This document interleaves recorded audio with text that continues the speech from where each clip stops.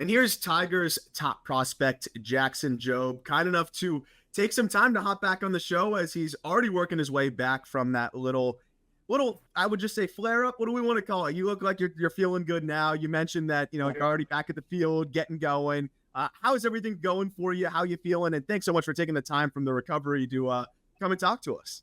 Yeah, absolutely. Things have been better. Obviously, down in IL in Florida, not where you want to be. But yeah, I had the hamstring strain a few weeks ago, but back on everything and feeling pretty good. So hopefully back out there pretty soon. Those are weird, man. Like hamstrings, especially for pitchers too, because you could feel it grab at some point. You can try and fight through it. In that start, did you feel it grab at a certain point? And it was like, you know what? It's April. Like we better be, better safe than sorry, or early May, whenever it was.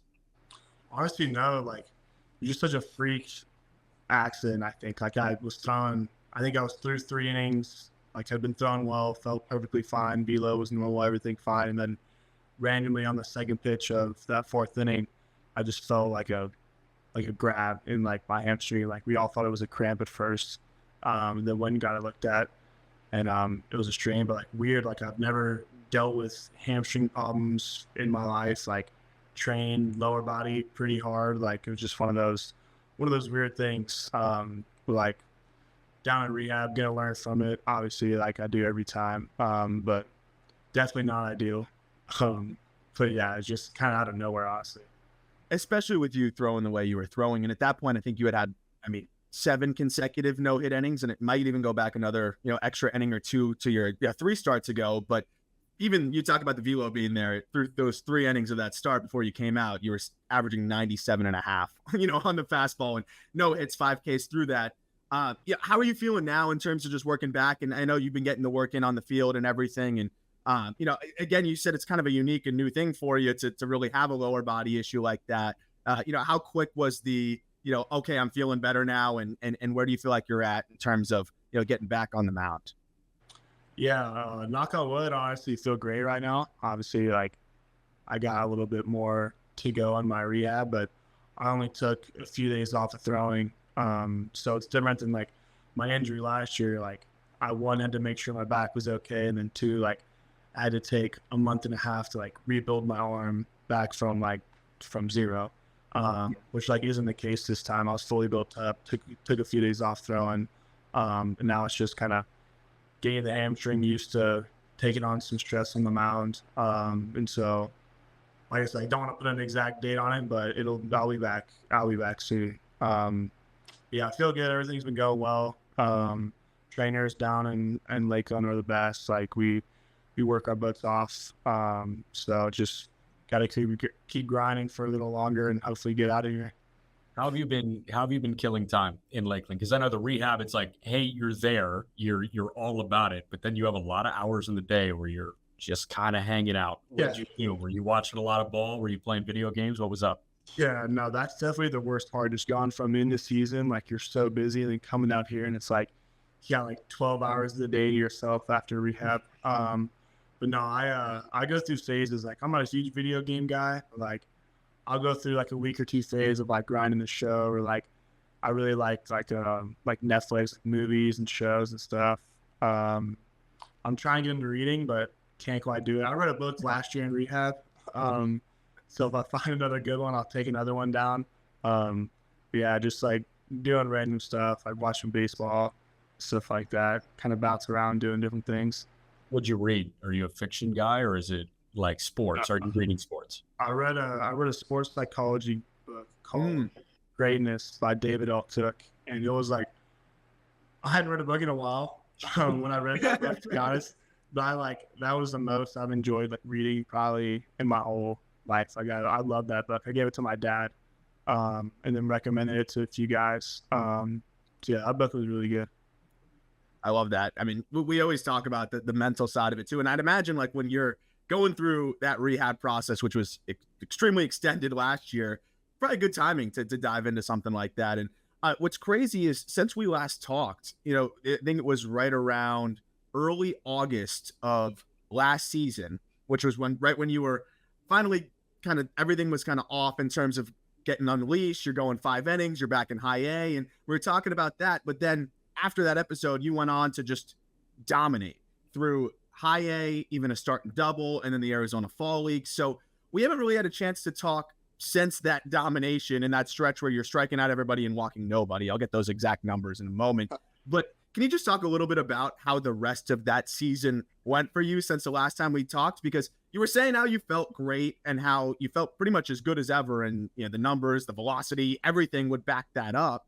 But just doing that from 50 plus innings perspective, just continuing to duplicate it, doing it at the upper levels and then the fall league, you know, what were you feeling that was just going so well for you the entire rest of the season? And, you know, what was it like for you to just kind of string that together after such a big absence? Yeah, I think the biggest thing, and I may have talked to you about it a little bit, of like they kept me down in rehab a little longer than I guess probably I should have been, but like they're being conservative and everything, and like that was the plan and whatever, cool with that. But like it gave me a bunch of time to work on my mechanics and like really like study like how I move and like the best way for me to move on the mound. Essentially, like to me, that's like the root of pitching, like having your mechanics, and then everything else comes after that.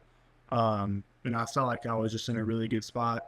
Had a really good idea of like what I needed to do, what I needed to feel going down the mound. Then like little tweaks in between starts to work on stuff. But like I'm bad in the moment of like acknowledging how well I'm doing. Like when I was striking out people and not walking guys, like I didn't even really know I was doing that. All I knew was I kept giving up homers on my fastball, and I kept trying to figure what the hell is going on here. But yeah, I mean, that's the biggest thing. I was really dialed in with my mechanics, and learned a lot from it all. So I'm grateful for the rehab. Wasn't best case scenario, wasn't what I had planned for that year, but a lot of good came out of it for sure. So the exact numbers were 84 punch outs and 6 walks, which is fine. Like, I don't know, C plus. Right? Yeah. I'm curious what you mean by, you know, figuring out how you best move on the hill. Because I think we hear that it's like, oh, you know, I paid a lot of attention to my mechanics and I learned some mechanical cues. I'm curious what mechanically you're trying to feel in how you move. Is it a flow thing? Do you feel like, you know, your body is kind of flowing and you want to feel certain, you know, parts of your body doing certain things, or what are you really zeroing in on? Yeah. Everyone kind of has their own language that they use with pitching. And for me, like, I guess the best way I would describe it, like, I've never had to worry about any lower body things mechanically. Like, that's always come pretty natural to me since I've ever started pitching.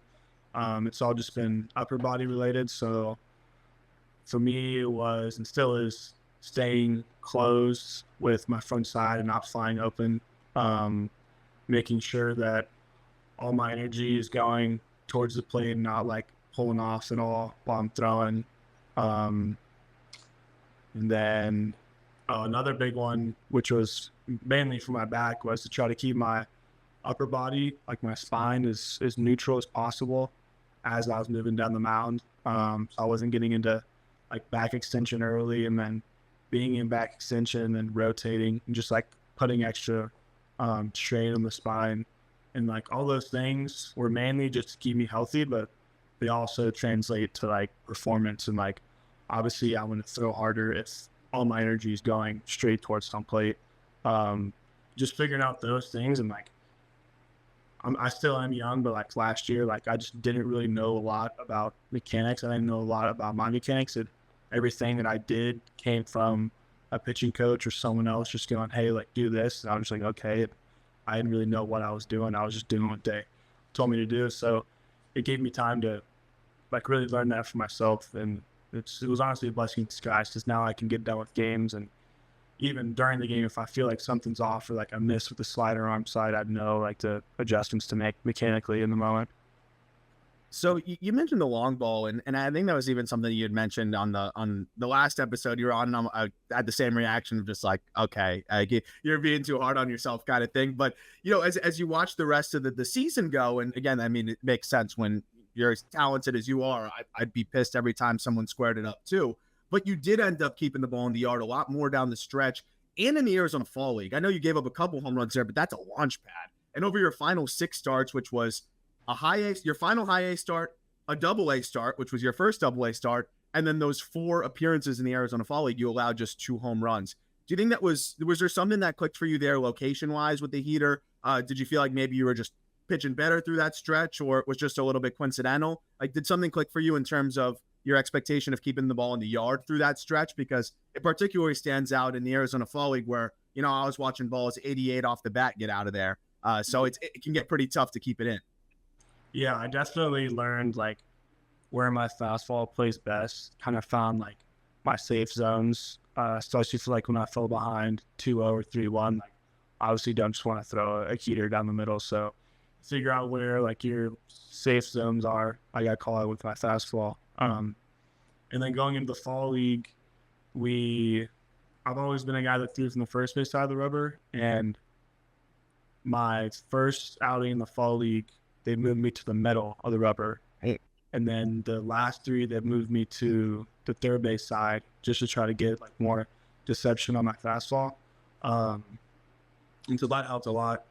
And that's something I took into this year, which probably not a ton of people have noticed, but that's helped like a ton. I think my miss rate on my fastball last year was like 23-ish%. And so far this season, it was like 44. So like my velo is up a little bit, but I'm also a foot over on the other side, like throwing at a different angle, which like for me has helped a ton because I don't have to go to like, I don't have to be scared like 2-0. I've got to stick it down in a way. Like I can just go challenge heater, like middle up, see what you can do with it. So that's really helped simplify things for me. Something like no one really understood. Like I was throwing hard last year. Like my induced vert or whatever was like good. Like no one understood why I was giving up homers. So we did that, and sure enough, it worked, and I like it so far. So. Was there a bit of an adjustment period with the secondaries being on a different side of the rubber there, or did that kind of come along with the fastball of just, hey, everything's playing up? No, there definitely was. We found that this was probably more so in Arizona. We found that my slider wasn't playing as well. I wasn't getting as much sweep, and maybe it had to do with just being in Arizona, higher elevation. But then in 2, I wasn't like getting as many swings and misses on it, but also playing at a higher level. So worked in the off season to get it to be like a little bigger of a pitch, like essentially move more. And then I have my cutter that's like low 90s that I can use as like more of a true slider. So I kind of got away from trying to throw a 86-mile-an-hour sweeper and like being okay with throwing one in the low 80s and having that just be a bigger slider, and then being able to like tunnel the cutter, the smaller slider with the bigger one, like helps set those 2 up. So yeah, that was something I learned from going off third base side, but I'll definitely take that trade off with having my fastball play. Yeah, I mean, Asman. Dude, if your bigger slider is in the low 80s, like that's still incredibly unique. Because typically we see mid to high 70s. You mentioned heater, and you've mentioned heater velo a couple of times at this point, and I do want to get into that because I feel like we saw a new level of Jackson Jobe's fastball when it came to velocity last year. And I was trying to read like the draft write-ups. You were 92, 94, like topping at 96-ish in high school. Is that right? Yeah, I mean those are a little different. I hit 99 towards the back end of my high school season, but I was mainly like I would max out in the first inning and I would settle in like 3 to 5. So, Okay. Yeah, it was a lot different for sure than what it is now. So if you had like a cut and dry secret sauce, I'm sure you would sell it and be really rich. But like, how do you feel like you have kind of transformed in the fastball department? Is it simply a matter of putting on strength and, getting older and putting on that, I've been alive longer weight? Or is it, I'm sure it's a nice complement of a lot of effort in the gym and elsewhere. What has really gone into this big tick up for you? Yeah, I would say that it's easy to talk about mechanics. Obviously, mechanics are a huge part of it, but I would say that definitely has been just like getting stronger. Like I've I've always loved like working out, even if like I didn't play baseball. And so like for me, that's been like easy. Like I love to train.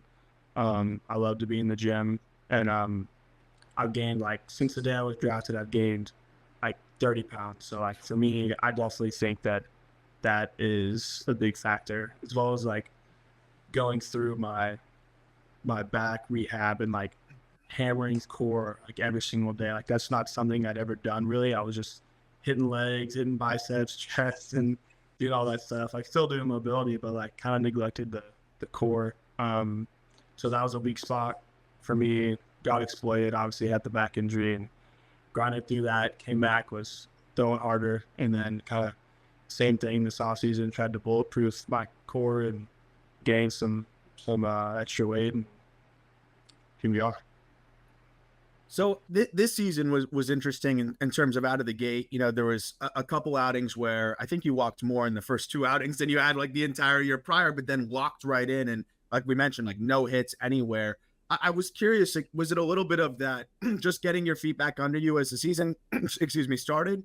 Or was it a little bit of, again, the rubber thing with the secondaries? Or, you know, did you just kind of settle back in and into those third, fourth, and fifth starts where, again, then you're pounding the zone as much as ever, and now no one's touching the ball? I wanted to kind of ask you about where that shifted maybe through the first two starts and then really hitting your stride in the subsequent three.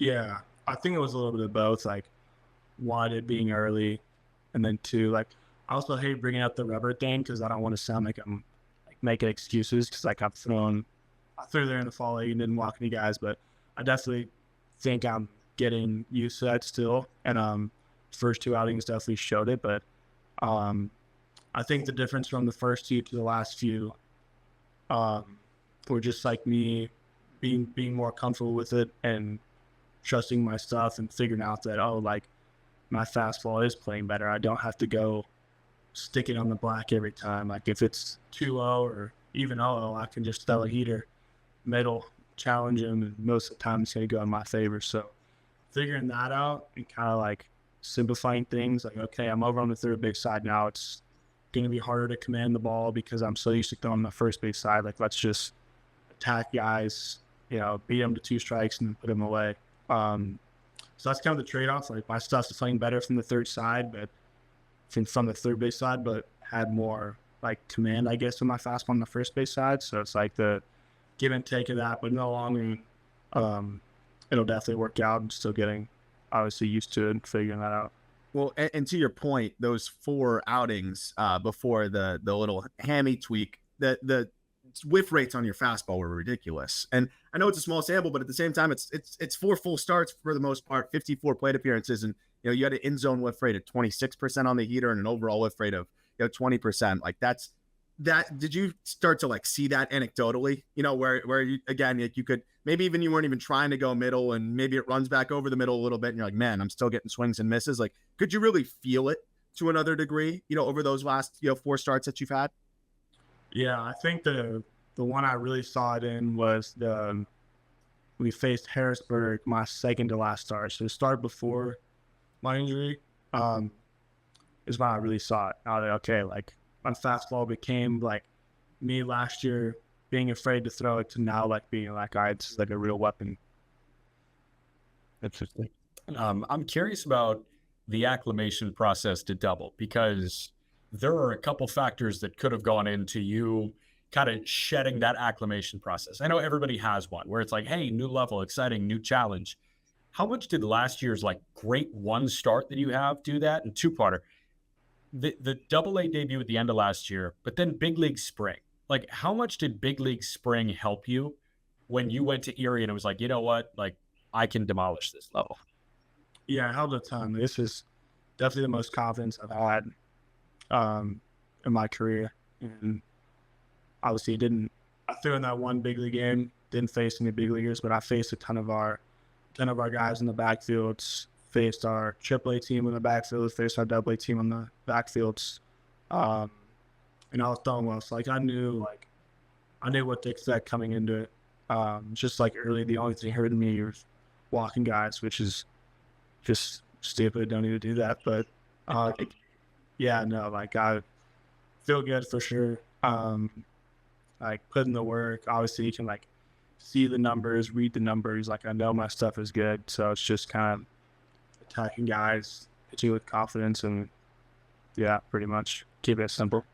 Speaking of that big league spring training outing, what the hell was that? Like, I know it was one inning, but like that was insane. I mean, did you just know it was going to be one inning and you wanted to just light it up, or was it adrenaline? Like, I mean, that was one of the more absurd things I've seen. Yeah. Yeah. So I knew it was going to be one inning for sure. But they also were like hesitant to put me in the game, and like that was the one big thing I was looking to coming in. Like, oh, I got to invite to big league camp. Like, I'm going to throw like in a big league game. Like, this is going to be sick. And then I come in there and they told me that they're trying to be careful with my health, and there's a good chance that they won't put me in. And I was like, I didn't like say anything, but like I would make jokes to our pitching coordinators, like tell them to get me in there and like just give me one inning. Like that's all I need. And then they pulled me in one day and told me that they were gonna give me an inning. And so yeah, I knew that I had to go show out for sure. You were pitching like somebody who really wanted to get out there. Yeah, and obviously only had the one inning. And with it being like my first game start of the year, yeah, when I walked out of that bullpen, I felt like I was floating. I'm like right watching the mound. I really felt like I was like levitating the whole way. The adrenaline was pumping pretty good. But I mean, that's what it's about. Like that's what makes it so fun, and that's what makes me want to get to the big leagues so bad. Is because I know that like every time out there, you're gonna get that feeling. Which like I love pitching in general. Like I get pumped up for it, but it is a little different throwing in the North and Double-A versus like throwing on a big league, throwing a big league game. So, when was the last time you were scheduled to go one inning? Like, I'm curious because obviously that's a different thing where it's like, hey, I'm going to empty the tank. Healthy. When was the last time you were scheduled to like actually go one? Because I assume you weren't scheduled to do that in high school, maybe not travel ball. Like, has that ever happened to you before? All American game or something would be my best game. Right. Oh yeah. It probably was All American game. Well, it definitely was. Yeah, how'd you do in the All American game? You run it up to 99 there too? No, I didn't. I think I only got like 96 on them. Okay. Yeah, it definitely was the last time, but it is different. It's definitely different because like when you're going out there expecting to throw 6-7 innings or whatever, like you're not like pacing yourself, but you can let every single pitch rip as hard as you can. But when you're coming out there from the bullpen, it's like, all right, like I got, maybe I got 8 pitches. Like I got to make every single one of them count. I mean, you did, and we're gonna break that down at the end. I have a couple of ABs. I have that inning, and then we have a couple of ABs from that Harrisburg matchup that I just want to pick your brain on because I thought that the breakdown you did last time around was unreal, and we got to learn so much about the Arsenal in general and just what you're trying to do out there. But now just going into Double-A so far this year, and I mean what you were able to do the last 2 starts specifically. What do you think it was in terms of just avoiding barrels to another degree too? I saw the secondary command continue to tick up as we talked about, and I mean I think it was something ridiculous like a 70-something% strike rate across all of your secondaries over those final handful of or final few outings. But it was particularly like the slider that you were commanding the heck out of in those final 3 games. I mean that we saw you throw before. What pitch did you feel like really clicked for you? Because I see 80% strike rate on the slider. I see an 80% strike rate on the cutter as well. And you're kind of mixing them pretty evenly. I'd say slider and changeup leading the way. But is there a pitch that stands out for you right now that you have the most confidence in? Because the slider is the one that everybody's talked about since you were a prospect out of high school. The changeup ended up being disgusting for you down the stretch last year. And then that cutter, we talked about it last time you were on the show, is just turned into a really nice weapon for you. Where do you feel like you're at with those 3? Because again, the last 3 outings we've seen you had all 3 working for you. And is it like a day by day thing? Just depends on which one you're feeling, or do you have one that you kind of lean on the most and feels like your get out of jail free card? Yeah, honestly, I feel pretty solid about all of them. Like the cutters one that I definitely don't go to as much with 2 strikes, but like I will if I feel like I have to. But Yeah, I definitely had my last few starts. I definitely had like really good feel for my slider. I remember, and instead of like trying to be perfect with the location, I was just like even in two strikes, just like setting my sights middle and like just letting it rip. Because even if it was backing up like inside to a righty, like they were just taking it all day long, and then if it's down and away perfect to a righty, then they're swinging at it. So for me, it was like, all right, like don't try to be perfect. Don't throw the get me over. Like just script this thing and just let it eat. So that's what I was doing on it. And then after I got comfortable with doing that, it was just over and over again, seeing them like buckle, and it's like, all right, like you're getting it again. Now we're 0-2, and now you got no shot. So, yeah, slider was in a good spot. But like I felt good about everything, which is why it's so frustrating that I bought myself a ticket to Florida after that last outing. But that's what happened. Yeah, It's interesting kind of hearing you talk about the handedness, right? But I'm curious about your game planning. Like, how has your game planning on a hitter by hitter basis changed over the last few? So, obviously, like you've got a feel for certain pitches, against like a right-handed hitters, left-handed hitters, let's say. But how much are you diving into a Brady House before a matchup with Harrisburg? Has that kind of leveled up in recent months? Um, this might sound like backwards, but honestly, like I don't really look at it like at all. Hmm. Yeah, I don't really look at it at all. Um, just kind of go and pitch to my strengths.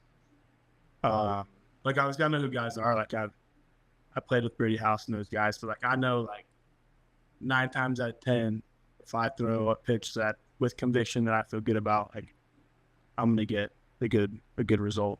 Um, yeah, I feel like I just get in trouble when I'm going up there, like knowing like, oh, this guy, scouting report said he hits sliders well. Like, let's be careful with the slider. Like, I just hate falling into that mindset of like being like timid or like trying to be perfect. Like, oh, I can't miss down an inning because that's this guy's like, sheet zone. Like, Yeah. I don't like getting into that just for my mentals. Like, Well, and it makes sense. Like, you could be a good slider hitter, and you doesn't mean that they can hit your slider. So I think that mentality makes a lot of sense when you got the stuff that you have. But also kind of working with different catchers and things like that as well. Has that been something that is an adjustment period at all, or do you feel like there's a pretty universal understanding of kind of all the different pitchers, and the Tigers do a good job of that? Because there's a lot of fun arms in the system, and I'd imagine that if you're a catcher that's at any level of the Tiger system, I'd be excited to dive into the arsenal of all these different guys. But what was that process like for you getting a double? Because I remember, again, last time we spoke, you were talking about how great it was working with those high A catchers, and I can imagine when you're climbing, it's got to be obviously mostly sweet, but there might be some bitter aspects if you love working with certain catchers and they're not coming with you. I know we have big leaguers that end up having catchers that have careers just by following around certain big leaguers that they like to work with. I'm sure you work great with anybody, but how has that process been going from different catcher to different catcher as you feel out, a deep arsenal and a pretty unique one? Yeah, it's honestly been pretty easy. Like all of our catchers, I feel like do a pretty good job. And like one of the things that I will do, like instead of going over the scouting report with the catcher, like I'll sit them down and like give them a brief idea of like what I want to do, like sliders early, change up the finish, heaters up with 2 strikes, like things like that. Kind of give them a gauge of like how I want to use my stuff. But then also too, the catcher I had last year in high A, Tom Fonzie, he is in double A now too, so he's been catching most of my games, like which has been just been great because we work well together. And so that's been super easy. But even I've had guys that aren't Fonzie catch me, and like it's been super easy, super chill. So love it. I just watched Kiter Montero and Ty Madden throw this week, and Aram mentioned it. There are a lot of really good young arms in this Tigers system, and I mean, you're totally in there. You're at the top of this list here, and you've got one of the better arms in baseball fronting that rotation in Detroit right now in Scooble. I'm curious, like, are you jealous of any other like minor league pitcher in your system's offering? Like, if there's one pitch that you can go snag from another prospect, who are you grabbing? mm. I think someone asked me this in fall league, and I'm trying to think. Um, I would use I lived with him in spring training. His name's Todd Madison.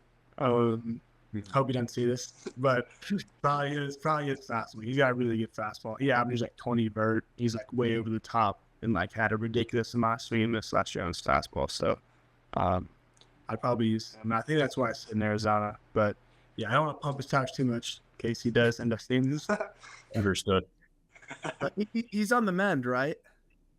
What's that? He's hurt right now, right? He's coming back from injury. Yeah, he deserves a little pump up. Yeah, He no, deserves a that's little fair. pump up. But no, that is a big whiff heater.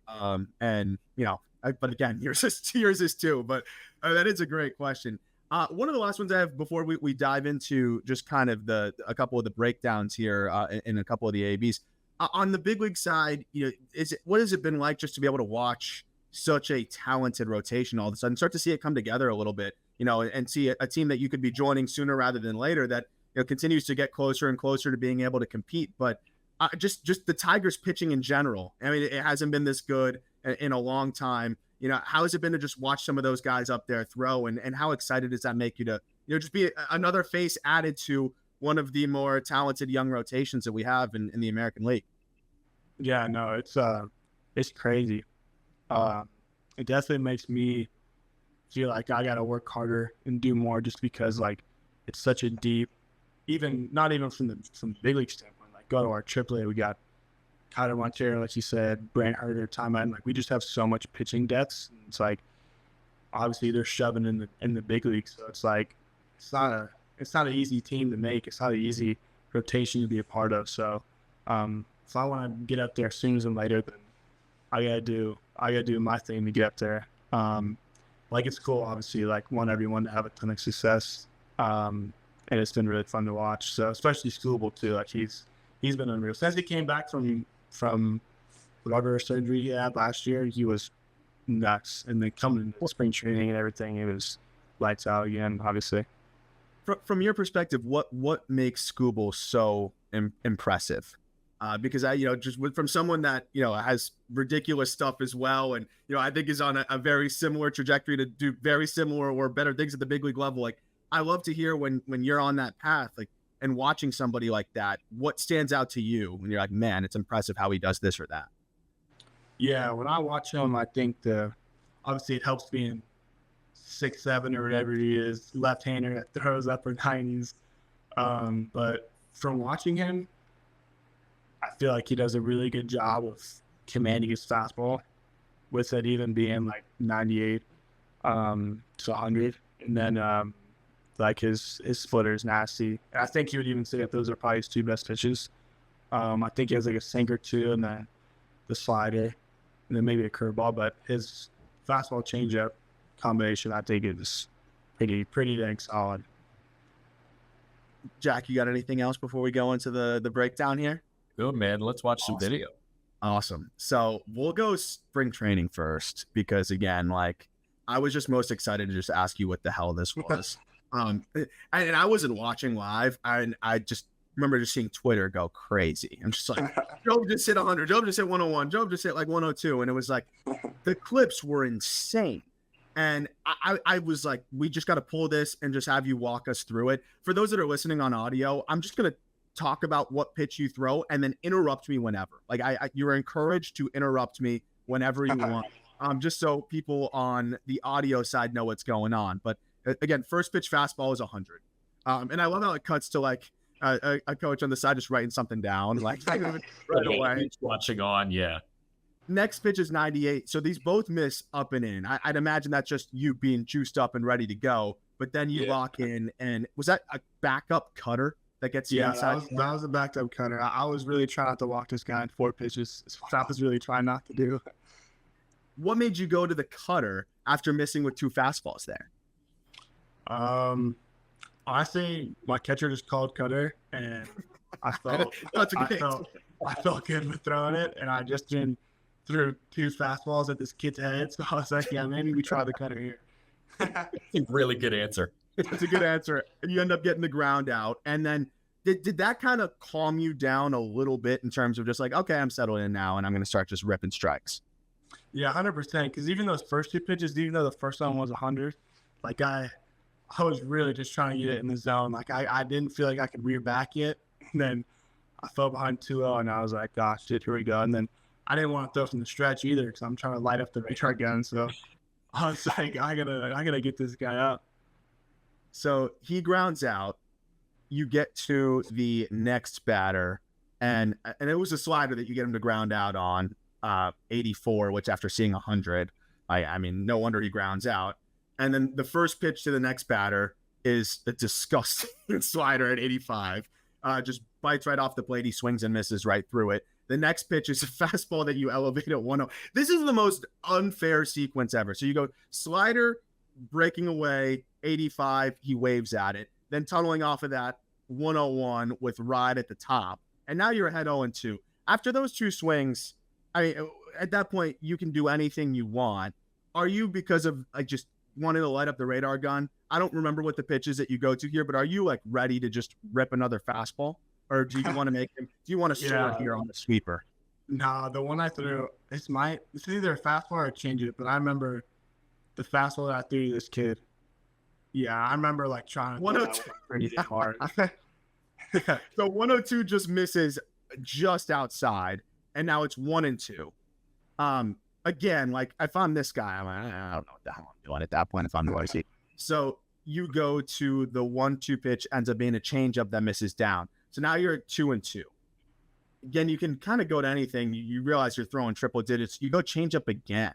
So now that he fouls off the changeup and it's 2-2, and now he's seen one of everything for the most part besides the cutter.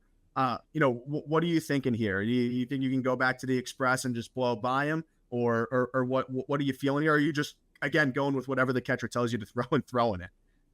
2-2. I'm throwing pretty hard. I'm just trying to throw gas by this dude, honestly, and then I hit the bottom of it and he took it. So you freeze him at the knees with 101. That'll do the trick. And then, I mean, now you have the third AB here, left-handed hitter. So it's cool that we get a little bit of both. That was the cutter. Was that a cutter at 96? Yeah, I was a cutter there. Oh my God. And that's exactly where you wanted it, right? Down and in to a lefty. I mean, dude, cutter at 96 there is just unfair. So then you're ahead of 0-1. Can kind of go to anything. Of course, again, you go. I forgot the pitches, so it's like it's a genuine reaction every time because I pulled this for last week and then forgot about the entire sequences. To go 96 cutter in and then 86 change up going down and away.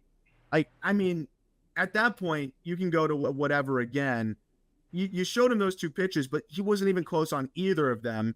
Do you want to show something new now to put him away, or do you feel like you could go to the changeup further out to get him? Or do you feel like you could kind of get him with anything, and it's just like whatever's most fun to you at that point? Yeah, I felt pretty good with everything, to be honest, but I was leaning on my catcher here, trusting the catcher on that. Like I knew that the hitter would probably play, but I also felt like that kid knew that I was throwing hard, so I was like, all right, like we'll throw him another changeup. After the first changeup swing he took, like I knew he's trying to jump the fastball. So it was definitely hard for me not to throw another fastball. Don't get me wrong, but I went with the changeup and it worked out. So 0-2 here, you have to feel on top of the freaking world. Like, oh yeah, I vividly remember. This is probably my favorite part of this outing. Like I got this guy to 0-2, and like I've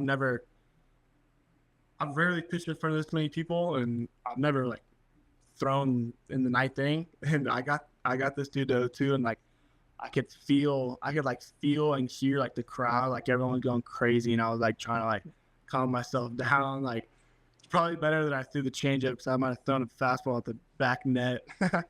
I was gonna say, like, dude, it makes it even gutsier that you went to the changeup there because you probably could have reached 103. Like you could have hit 103. Yeah, it would be on the back net, but man, like for you to go to a changeup when you have that type of feeling coursing through you, I mean, that's next level. No, yeah.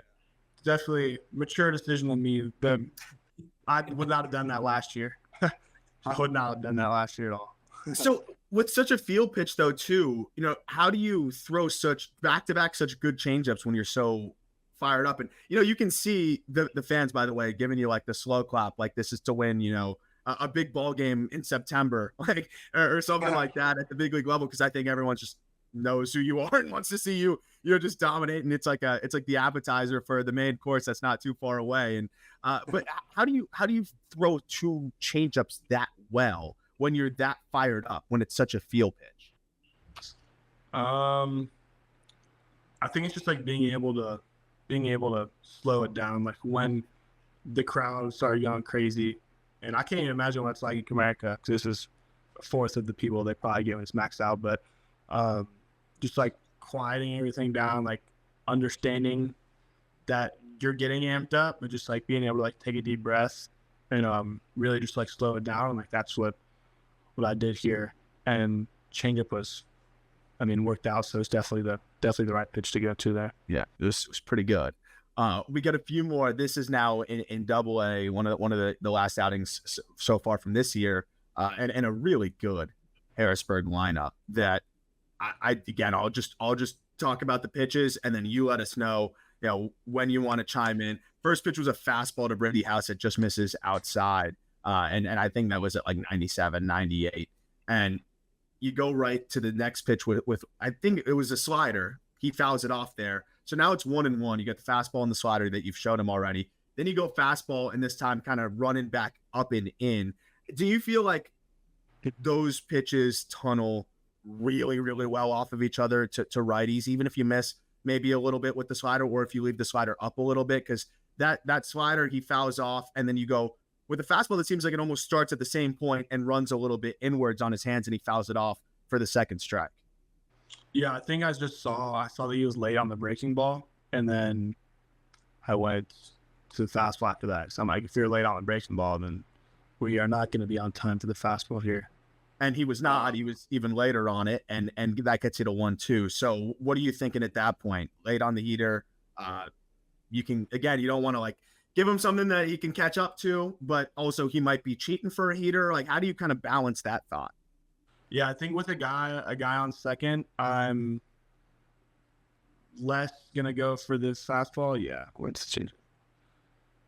So, like with the guy on second with 2 strikes, I definitely like don't want him to hit this at all, because I don't want to give up like a bloop and then him score. So I went with the pitch that I felt like wanted to throw down in the zone, either slider or went change up here. I mean, so you go 1-2 change up at 81 that just dives below the zone, strikes him out. And again, that's what's amazing to me is you go fastball because you can tell he's late, but you have so much confidence in the quality of your changeup that even if you might have been able to blow by him with the fastball, you don't want to risk the bloop. You felt like this was the best pitch to get a swing and a miss, is what you're saying? 100%. Well, you got it. So that was strikeout number 1. And then another AB that I thought was a fun one. You missed with the fastball first up. Then you throw this 82-mile-an-hour sweeper that just, it looks like it's going to start at his front hip and just breaks right back into the zone. He swings through it. So it's 1-1. And again, you've shown the fastball, you've shown the slider, but again, you go back to it. And what I noticed too here, this one's a little bit harder at 84. You mentioned throwing it bigger and a little bit slower this year, but I've also noticed that sometimes they're 82, sometimes they're 84. Is there an intentional manipulation there, or are those just coming out a little bit harder sometimes? Yeah, there's definitely times where I try to throw it harder, and then like I don't really feel like I ever get into the habit of doing the get me over, but I definitely have like an extra, like same thing with the fastball. I have like an extra 1% that I can tap into of like effort when I want when it's like a big pitch or something, if that makes sense. So like being able to rear back and throw a fastball hard with 2 strikes, it's like I have that also for the slider, I feel like. The slider up that starts on this dude's like shoulder, pretty much, how it still moves as much as it does. Like, I'm just in shock. Like, the amount of dudes that kind of flattens out for is pretty much all but like 5 in baseball right now. And you might be one of those 5. Have you ever had like a slider just flatten out on you, or have you always just been able to spin the crap out of it? I've pretty much always been able to spin it well. Like I've given up homers on sliders before, but yeah, I've just been able to spin it well for a while. Shout out to God for that one. I don't know why that is. And then you go 1-2 heater here. Runs, it sets up well. That has crazy arm side too. Is that something again that just kind of happens naturally sometimes, or are there times where you're trying to get a little bit more arm side run? I think that just happened. I think this game I had some like that like rode and ran. So like I remember my like efficiency on my fastball being really high this game. Just Yeah. like spin efficiency. So you throw 2 sliders, you get swings and misses, you miss up with the fastball to make it 2-2. You can go to anything here, and you end up going to a fastball elevated and blow it by them. That's just you knowing that you've got that. And the thing that I think stands out to me with the fastball is that ride and run that you're talking about. Do you feel like, as we were talking about earlier, the adjustment on the rubber has also helped you generate more ride and run? Yeah, the adjustment on the rubber definitely helps me. Like my arm slot naturally gets a tick higher, which like I like. Like I have to stay more through the baseball. Like I can't like pull off like we talked about earlier. So that definitely works to my advantage. Like it's easier to just get on top of the ball naturally. Last AB, I think, here is against Yohani Morales, big power hitter. You miss down with a sweeper or with a slider, and then you go right back to it. Start it inside and catches the inside corner for a strike. I mean, there's no person on earth that's going to swing at that. So you show him 2 already, though, and it's a 1-1 count, and you go to a fastball up that, or was that a cutter? Or was that a fastball? It was 95. That was fastball. That was fastball. That was a fastball. Maybe misread on the velocity, or that one almost looked like it dropped a little bit more than some of the others. Yeah, I hate this gun because it's never right. It's never right. Fair enough. So you get that swing and miss though, and again, you've shown him 2 sliders now. You get the swing and miss on the fastball up with a righty power hitter here. What's kind of your thought? I think this is the one where I talked about like I knew this was gonna be my last pitch if I struck him out. So like I just gripped the slider and like threw it as hard as I could. And I remember the metrics on it being pretty great. Wait, never mind. Was not a slider. Yeah, he spoils a fastball up, like very late swing. Then change up that. I mean, that might have been a strike, but just pops out of the glove to make it 2-2. And then there's the slider. So you're saying you ripped that one a little extra? Yeah, that last one there, I didn't even try to place it. I just tried to throw as hard as I could for sure. There's your buckle too. That's disgusting. I mean, that's gross. And you got a crazy good pitch, right? When you can throw it 3-4 times in an AB and you're buckling them on the 3rd or 4th, right? Like you have no fear of, he's seen this pitch 3 times in the AB, right? Like that's not something that really matters to you. No, yeah. Honestly, no. If it's the best time to throw that pitch, you're throwing that pitch. Yeah, for sure. And that stands out. I mean, and that's what makes this so impressive is the ability to double and triple up on it. But then at the same time, you've got really 4 different pitches that you can get somebody out with at any time. The last question as we wrap up, because we've already kept you long enough, is just obviously we're seeing what you're doing on the mound, how hot of a streak you were on. And I know that's what makes the little hamstring to have the tweak be a little bit more frustrating given how hot you were. You're basically throwing a no-hitter for consecutive outings. What's your goal? Of course, staying on the mound is number one, but what's your goal when you get back and your focus the rest of the way? Because again, you were doing so many great things. Just look like you mentioned being as confident as you've ever been on the mound, and it's clear when you're out there. What's the goal the rest of the season for you? Yeah, I mean, it's pretty black and white. I want to pitch in the big leagues for sure. There's so much that goes into that, so I can only do so much. But I'm gonna do my best to make it a tough decision. But yeah, I mean, that's really all I'm thinking about. Like I mentioned, I feel confident. I feel good. I don't really feel like there's a ton for me to like. Obviously, there's always things to work on, but as far as like the big pieces, like I feel like I got them kind of under control where I want them. So we'll just see what happens. But I feel good. Fire us up, man! Come on. Yeah, I love it, man. And I'll tell you what. I mean, when you're on the mound, you look like a guy that's ready to get outs at the highest level. So excited to see you back out there soon. So glad that you're already ramping back up and getting ready to go. And keep that no hit streak going when you get back on the bump. So it'll be, we're Absolutely. looking forward to seeing you. But thank you so much for the time again, dude. And we're really, really pumped to see you keep rolling when you get back. Yeah, absolutely. Thanks for having me.